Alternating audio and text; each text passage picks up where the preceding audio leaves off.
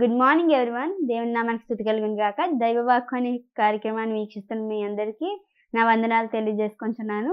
దేవుడు ఈరోజు మనతో మాట్లాడబోయే మాట ఏమిటంటే, మత్తయి సువార్త 26వ అధ్యాయం 48, 49 వచనాలు మనం చూద్దాం. 48వ వచనంలో ఇలా రాయబడి ఉంది. ఆయనను అప్పగించువాడు నేను ఎవరిని ముద్దు పెట్టుకొందునో ఆయనే యేసు. ఇలాగే 49వ వచనంలో ఏమని ఉందంటే, వెంటనే యేసునొద్దకు వచ్చి బోధకుడా నీకు శుభమని చెప్పి ఆయనను ముద్దు పెట్టుకొనెను. ఇక్కడ చూసినట్లయితే మీకు అందరికీ తెలిసే ఉంటుంది, ఇస్కరియోతు యోధ యేసయ్య శిష్యుల్లో ఒక శిష్యుడు, 12 శిష్యుల్లో. ఇస్కరియోతు యోధ యేసయ్యని సిలువ వేయడానికి వాళ్ళందరికీ హెల్ప్ చేస్తాడనమాట. యేసయ్యని అప్పగిస్తాడు వాళ్ళందరికీ. అయితే ఆ రోజు ఏం జరుగుతుందంటే, ఆ ఇస్కరియోతు యోధ వాడికి చెప్తాడు ఏమనంటే, నేను ఎవరినైతే వెళ్ళి ఇప్పుడు ముద్దు పెట్టుకుంటానో ఆయనే, అతన్నే మీరు తీసుకువెళ్ళాలని చెప్పేసి. అప్పుడు వెంటనే యూదా వచ్చి ఏం చేస్తాడంటే యేసుప్రభు దగ్గరికి వచ్చి ముద్దు పెట్టుకుని నీకు శుభము బోధకుడా నీకు శుభము అని అంటాడు. ఇక్కడ చూసినట్లయితే ఇస్కరియోతు యోధ మైండ్లో ఏముందండి, యేసుప్రభుని పట్టించాలి, యేసుప్రభుని శిక్షించాలి, యేసుప్రభుని అమ్మివేయాలి అనే మనసు యూదా మనసు. కానీ బయటికి ఏమని మాట్లాడుతున్నాడు, బోధకుడా నీకు శుభము అని చెప్తున్నాడు. అంటే మన లైఫ్లో కూడా మన చుట్టూరు కూడా చాలామంది జనాలు ఉంటారు కదండి. ఏమనంటే మనతోనే చాలా హ్యాపీగా తిరుగుతారు, మనతో చాలా ఆనందంగా ఉంటారు, మంచి మాటలు వాళ్ళే మాట్లాడతారు ఎక్కువ.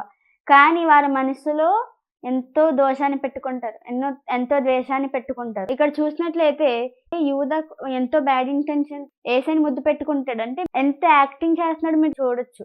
మన సొంత వారే మనల్ని అని అనొచ్చు, మన సొంత వారే మనతో ప్రేమగా ఉన్నా మనల్ని బాధ పెట్టచ్చు. యోసేపుని చూసినట్లయితే సొంత అన్నగారులు ఏం చేశారండి, అమ్మేశారు. సొంత అన్నగారులు వాళ్ళ నాన్నగారి దగ్గరికి వెళ్ళి ఏమన్నారు, అడవి జంతువులు వచ్చి తినేసాయి అని చెప్పేసి ఆ స్వెటర్ మీద అతని దుస్తుల మీద రక్తము వేసి ఏడుస్తా వెళ్ళి చెప్తారు వాళ్ళ నాన్నగారికి. అంటే మనం నమ్మిన వారు, మనం ప్రేమించిన వారు ఎంతోమంది, మన స్నేహితులే కానీ, మన చుట్టూ ఉన్న వారే కానీ, మన బంధువులే కానీ ఎంతోమంది మనల్ని మోసం చేస్తారండి. మంచి రోజుల్లో మనం లేము, మంచి మనుషుల మధ్యలో మనం లేము కదా. అంటే ఇక్కడ చూసినట్లయితే యూదా లాంటి మనుషులు చాలామంది, ఇస్కరియోతు యోధ లాంటి మనుషులు చాలామంది మన చుట్టూరు తిరుగుతున్నారు కదా.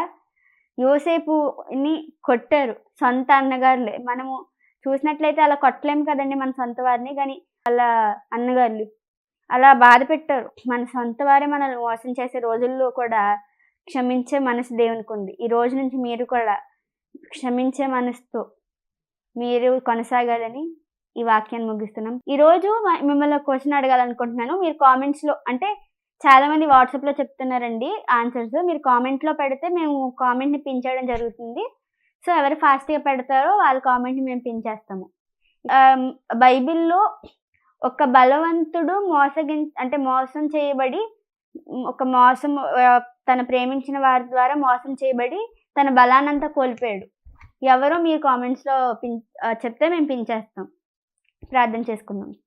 మహాగణుడు మహోన్నతుడు నా పేరులోకి తండ్రి, నీకు వందనాలు స్తోత్రాలు స్తుతులేసా. గడిచిన కాలమంతా నీ కృపాదయ రెక్కలికి మమ్మల్ని కాచి కాపాడి భద్రపరిచినందుకు వందనాలు స్తోత్రాలు స్తుతులు ప్రభా. ఏసే ఇక్కడ చూసినట్లయితే తండ్రి ప్రభానైనా ఏసే మేము తండ్రి ఉదయకాలమే తండ్రి ప్రభా ఏసే నీ వాక్యాన్ని నేర్చుకోవడానికి చాలామంది తండ్రి ప్రభా వస్తున్నారయ్యా, సమయాన్ని హెచ్చిస్తున్నారయ్యా. వారి కష్టాల నుంచి, వారి బాధల నుంచి వారు తీసివేస్తండి ప్రభా. వేసే వారికి ఆరోగ్యాలని, బలాన్ని, శక్తిని తండ్రి ప్రభా మీరు ఇవ్వండి ప్రభా. వాక్యంలో మేము నేర్చుకున్నట్టు తండ్రి ప్రభా క్షమించాలయ్యా. ఎంతోమంది ప్రభా బ్యాడ్ ఇంటెన్షన్స్తో ఉంటున్నారు. వాళ్ళ బ్యాడ్ ఇంటెన్షన్స్ అన్ని వారి దగ్గర నుంచి దూరం చేస్తండి ప్రభా. మమ్మల్ని బలపరచండి, స్థిరపరచమని యేసు నామమున అడుగుచున్నాం తండ్రి, ఆమేన్.